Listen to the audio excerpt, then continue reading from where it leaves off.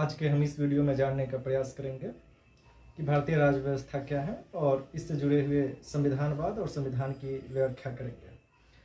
चलिए 3 पॉइंट की व्याख्या करेंगे हम। पहला, संविधान क्या है,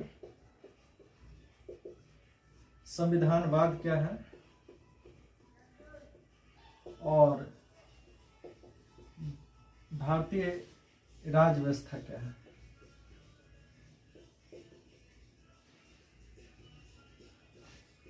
भारतीय राज्य व्यवस्था क्या है। संविधान एक ऐसा दस्तावेज है, प्राचीन काल से ही या मध्यकाल में आप सुने होंगे कि समाज एक नियम के अनुरूप चलते थे, जहाँ पे न्याय, कानून व्यवस्था, कानून होती थी और समाज उसी के अनुरूप चलते थे, समाज उसी के अनुरूप व्यवहार करते थे। आप जब एक नियम और व्यवस्था के अनुरूप चलते हैं तो समाज में नियम और कानून बना रहता है।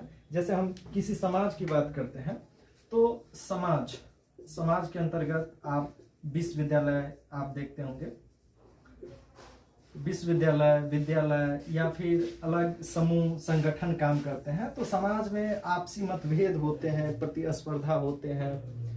मतभेद और प्रतिस्पर्धा को समाधान के लिए कहीं ना कहीं एक सेना और पुलिस की जरूरत पड़ती है। सेना और पुलिस की जरूरत पड़ती है। सेना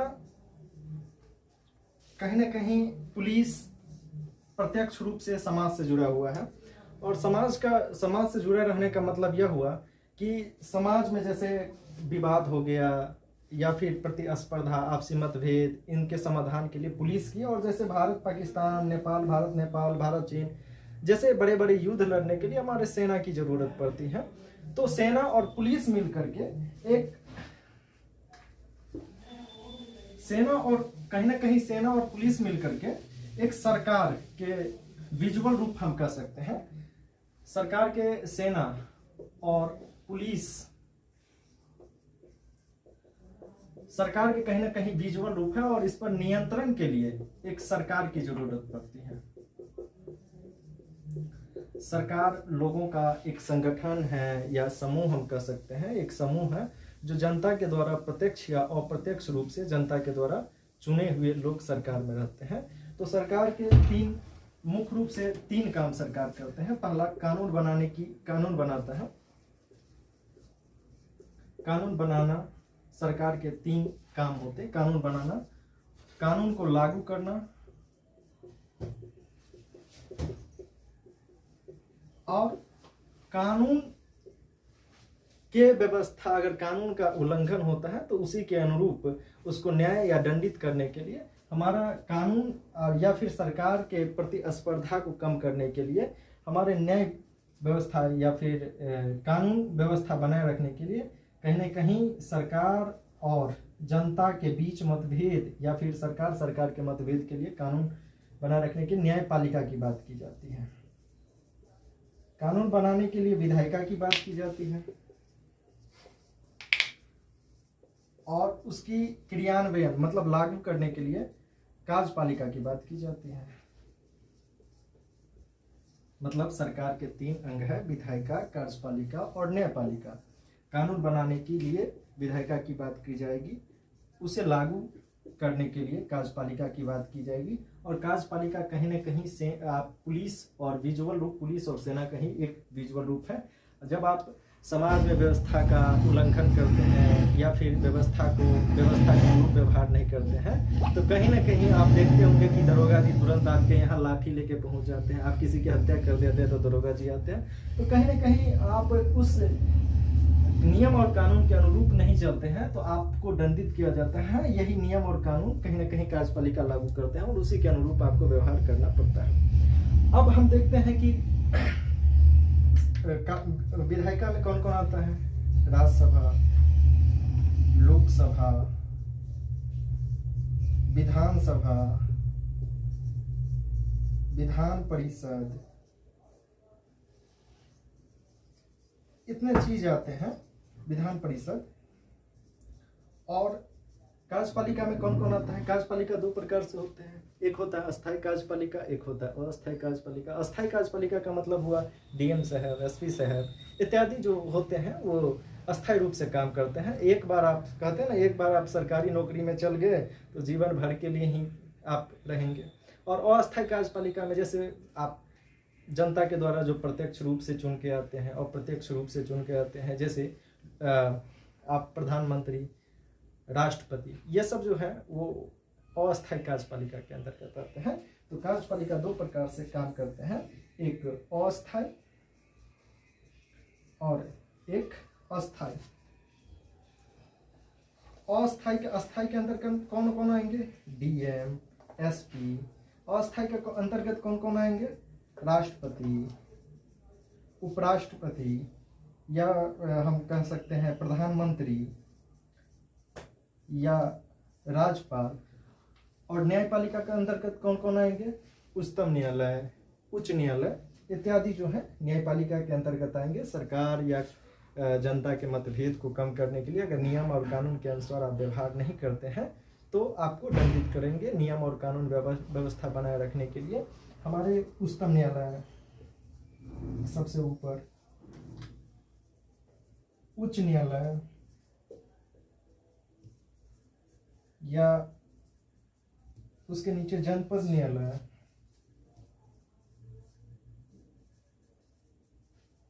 अब यहां तक तो हम समझ लिए सरकार तीन प्रकार से काम करते हैं। प्राचीन काल में जब राजा का शासन होता था तो राजा ही तय करते थे विधायी का कानून कौन बनाएगा, राजा ही कानून को लागू करेंगे और राजा ही न्याय करेंगे। मगर वर्तमान में इसका स्वरूप बदल चुका है। जब आप 1000 10,000 साल पहले जाते हैं तो व्यवस्था यही थी, बस व्यवस्था में बदलाव यह था कि राजा का शासन होता था, राजा निरंकुश था, लोगों के अधिकार नहीं थे, स्वतंत्रता नहीं थे। अब सरकार के देख लेते हैं, सरकार कितने प्रकार के होते हैं, सरकार का स्वरूप क्या क्या हो सकता है।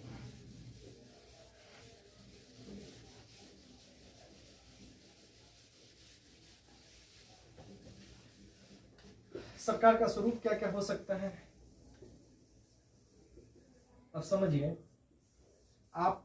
हम एग्जाम्पल के थ्रू बात करेंगे सरकार कितने प्रकार के हो सकते हैं। पहला हम एग्जाम्पल लेते हैं म्यांमार का। म्यांमार में क्या है? म्यांमार में सेना का शासन है, सेना ही सर्वोच्च है, सेना की शक्ति ही सर्वोच्च है और सेना ही तय करेंगे कि किसके अधिकार होंगे, किसके अधिकार नहीं होंगे। और सेना किसी को सुनता नहीं है, जब मन होता है थूट थार देता है। तो जब आप सेना का शासन होगा तो लोगों के अधिकार नहीं होंगे, लोगों के पास स्वतंत्रता नहीं होंगे। सेना का शासन मतलब सेना का, म्यांमार में सेना का शासन है, सेना ही सर्वोच्च है, सेना ही सर्वोच्च है और सेना ही तय करेंगे। और सेना जब सर्वोच्च होंगे तो सेना ही तय करेंगे कार्यपालिका, विधायिका,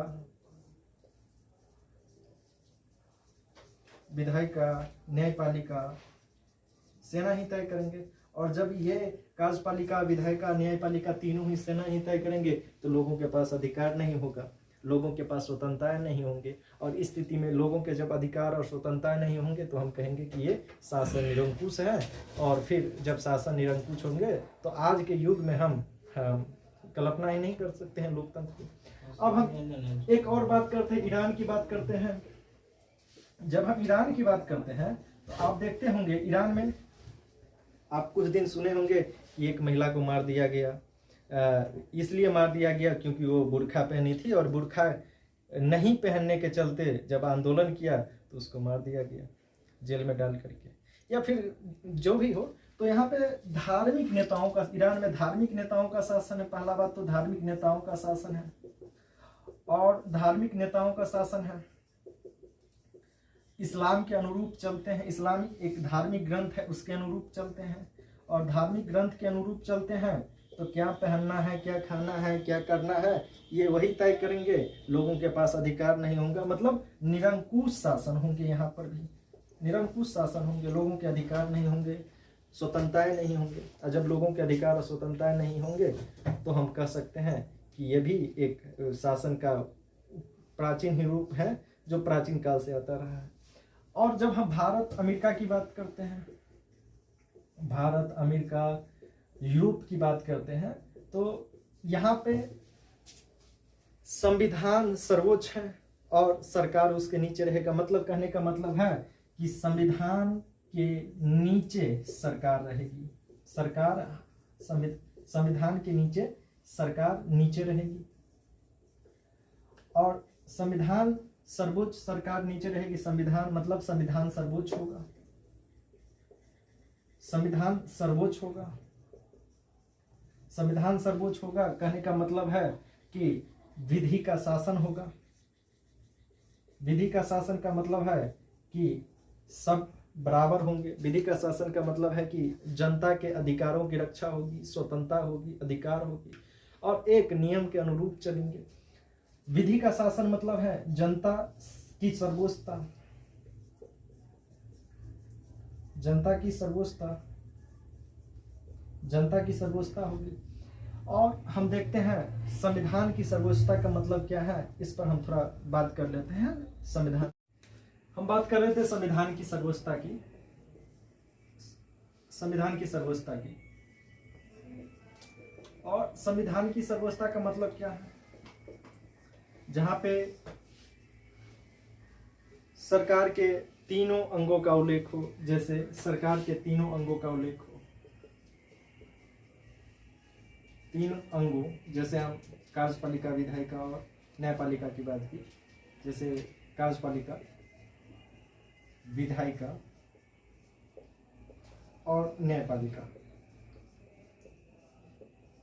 यहाँ पे न्यायपालिका और इन सभी निरंकुश न हो, इसलिए शक्तियों का बंटवारा हो।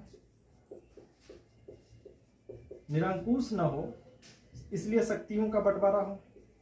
और शक्तियों का बंटवारा का मतलब यह हुआ कि सरकार की शक्ति को सीमित किया जाए। सरकार की शक्ति को सीमित किया जाए, मतलब सरकार की शक्ति को सीमित किया जाए। मतलब सरकार की शक्ति का सीमित करने का मतलब यह हुआ कि जनता के अधिकार होंगे, जनता की स्वतंत्रता होंगे, जनता की गरिमा होंगी। मतलब जनता के अधिकार होंगे, अधिकार होंगे। म्यांमार में जब आप जाते हैं या फिर उत्तर कोरिया में जाते हैं तो कोई अधिकार की बात नहीं की जाती है, कोई स्वतंत्रता की नहीं बात की जाती है। आप कुछ दिन न्यूज पहले सुने होंगे कि म्यांमार में जनता पर ही सेना ने बम फोड़ दिया था और जनता इतर बितर हो गए थे। कोई पाकिस्तान की ओर जा रहे थे, बांग्लादेश की ओर जा रहे थे, या फिर इंडिया के बॉर्डर के पास में आ रहे थे, या इंडिया में घुसने का प्रयास कर रहे थे। तो वहाँ पे कोई अधिकार की बात नहीं की जाती है, कोई स्वतंत्रता की बात नहीं की जाती है। मगर जब आप संविधान की सर्वोच्चता की बात करते हैं, वहाँ पे जनता के अधिकार होंगे, स्वतंत्रता होंगे, इत्यादि चीजें होंगे। कार्यपालिका की शक्तियाँ, विधायिका की शक्तियाँ और न्यायपालिका की शक्तियाँ को बंटवारा होगा, जिससे सरकार की शक्ति को सीमित किया जाएगा।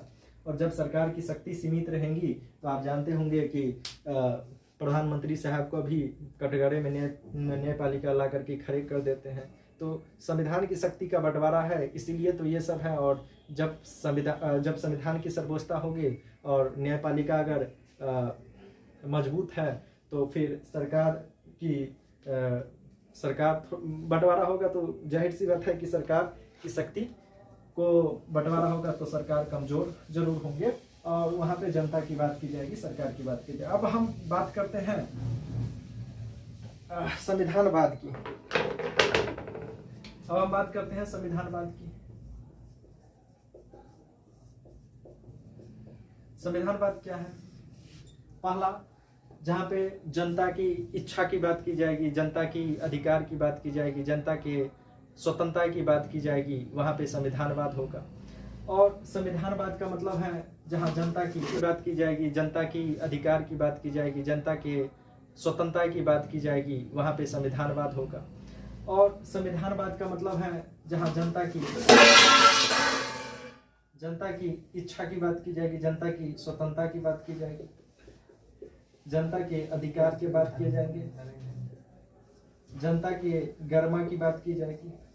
ये सब, और इसकी रक्षा के लिए सरकार की जरूरत पड़ेगी। और सरकार कैसा सरकार होगा? सरकार सीमित होंगे, सरकार की शक्ति सीमित होगी, विधि का शासन होगा, और सरकार विधि के अनुरूप विधि का शासन होगा, और सरकार विधि के अनुरूप चलेगी, और विधि ही सर्वोच्च होंगे, और विधि ही विधि ही सर्वोच्च होंगे, और विधि सर्वोच्च होंगे तो लोगों के अधिकार होंगे, लोगों के स्वतंत्रताएं होंगे, और जब अधिकार और स्वतंत्रताएं होंगे तभी तो लोगों की गरिमा की रक्षा की जाएगी, तभी तो जीवन एक खुशहाली जीवन की बात की जाएगी। और संविधान होना संविधानवाद की गारंटी नहीं है। एक देश में संविधान हो भी सकता है मगर जनता की स्वतंत्रता नहीं होगी, जनता की गरिमा नहीं होगी, जनता के अधिकार नहीं होंगे। कहने का मतलब है कि संविधान, जैसे आप म्यांमार की बात करते हैं, जैसे आप उत्तर कोरिया की बात करते हैं, यहाँ पर क्या है, संविधान है, संविधानवाद नहीं है। संविधान है मतलब संविधानवाद क्या है, एक विचारधाराएं है, जो विचारधाराएं लोगों के अधिकार की बात करते हैं, जैसे मानवाधिकार आयोग, आपको कुछ हो जाए या फिर जनता के अधिकार का हनन हो तो मानवाधिकार आयोग तुरंत पहुंच जाते हैं, तो वहाँ पे संविधानवाद है। जहाँ पे संविधानवाद होगी वहाँ पे लोगों के अधिकार की बात की जाएगी। और यहाँ पे क्या है, म्यांमार, उत्तर कोरिया, ईरान, सब में संविधान तो है मगर संविधानवाद नहीं है। यहाँ पे लोगों के अधिकार नहीं होंगे, लोगों के अधिकार नहीं होंगे, और लोगों के अधिकार नहीं होंगे कहने का मतलब यह हुआ कि व्यक्ति का शासन होगा, और व्यक्ति का शासन होगा तो व्यक्ति ही तय करेंगे कार्यपालिका, विधायिका और न्यायपालिका, ये तीनों यही तय करेंगे। तो संविधानवाद होना किसी देश के लिए, संविधानवाद की गारंटी नहीं है। संविधान क्या मतलब है, एक ऐसा दस्तावेज जिसके अनुरूप लोग नियम और कानून को फॉलो करते हैं। मगर संविधान का मतलब है जहां पर जनता की स्वतंत्रता की बात की जाएगी, अधिकार की बात करें। डिटेल से हम सभी चीजों को हम डिटेल से चर्चा करेंगे जब हम संविधान पढ़ेंगे तब। अभी हम आपको इंट्रोडक्शन कर रहे हैं इस सब चीजों और शब्दों से। जब हम पढ़ेंगे तो अधिकार क्या है, स्वतंत्रता क्या है, गरिमा, ये सभी चीजों को, सरकार की बात करेंगे, कार्यपालिका के विस्तार रूप से बात करेंगे, विधायिका की विस्तारित रूप से हम इस सब की बात करेंगे। हालांकि अभी हम आपको एक शब्दों से आपको परिचित करा रहे हैं। अब हम बात करते हैं भारत के संविधान की बात करते हैं। सभी चीजों को हम विस्तार से पढ़ेंगे। भारत के संविधान की बात करें तो भारतीय संविधान की बात करते हैं। भारतीय संविधान की बात करते हैं तो भारतीय संविधान भारत एक लोकतांत्रिक संविधान है और लोगों की अधिकारों की बात की जाती है। तो इसमें अनुच्छेद की बात की गई है, जहाँ पे 395 अनुच्छेद है, गिनती में 400 से भी ज्यादा है। यहाँ पे अनुसूची की बात की जाती है जो 12 अनुसूची है, और भाग की बात की जाती है जो 22 भाग है। अब सरकार की शक्ति भी सीमित है और लोकतांत्रिक सरकार है, और विधायिका की शक्ति, कार्यपालिका की शक्ति और न्यायपालिका की शक्ति अलग अलग है। यहाँ पे संसद, विधायिका की शक्ति है अलग है, कार्यपालिका अलग तरीके से काम करता है और न्यायपालिका अपना अलग काम करती है, जो लोगों के या फिर सरकार और लोग के बीच हुए विवाद को समाधान करते हैं। और ये संसदीय व्यवस्था के अनुरूप काम करते हैं। संसदीय व्यवस्था के अनुरूप काम करते हैं, और संसदीय व्यवस्था के अनुरूप काम करने का मतलब है जनप्रति अधिनियम 1951 के, या संसदीय व्यवस्था का मतलब है जन प्रतिनिधि अधिनियम, जनप्रतिनिधि अधिनियम 1951 के अनुरूप जनता चुने जाते हैं, और जो विधायिका में जाकर के कानून बनाने, जनता के द्वारा चुने जाते हैं, और विधायिका के अनुरूप विधायिका में जाकर के अपना काम करते हैं और कानून बनाते हैं। कार्यपालिका उसको लागू करते हैं, न्यायपालिका। तो जनप्रति अधिनियम 1991 का व्याख्या का अधिकार, अगर आप जैसे कोई भी लोग जिस पे केस हो, मुकदमा हो, या फिर अलग नरसंहार या फिर अलग तरीके का कुछ भी अगर किया गया हो, तो ये जनप्रति अधिनियम का व्याख्या करता है। व्याख्या का अधिकार है हमारे उच्चतम न्यायालय को कि कौन ये विधायिका में आएंगे, व्याख्या का अधिकार उच्चतम न्यायालय को हो। और इसमें कौन उच्चतम न्यायालय का, मुख्य रूप से उच्चतम न्यायालय का है कि जनप्रति अधिनियम में कौन जाएगा, कौन नहीं जाएगा, कौन कानून बनाएगा। माने मतलब है कि हमारा संविधान बहुत ही सोच समझ के बनाया गया है, जहाँ पे लोगों के अधिकार की बात की गई है, लोगों की गरिमा की बात की गई है, लोगों की स्वतंत्रता की बात की गई है। जय हिंद। आज के इस वीडियो में इतना तक ही, और हम आगे प्रयास करेंगे कि जल्द से जल्द आपके लिए वीडियो लाएं, जहाँ पे संविधान के सभी भाग, सभी अनुच्छेद और सभी चीज़ों को विस्तारित रूप से हम चर्चा करेंगे। आज के लिए इतना ही।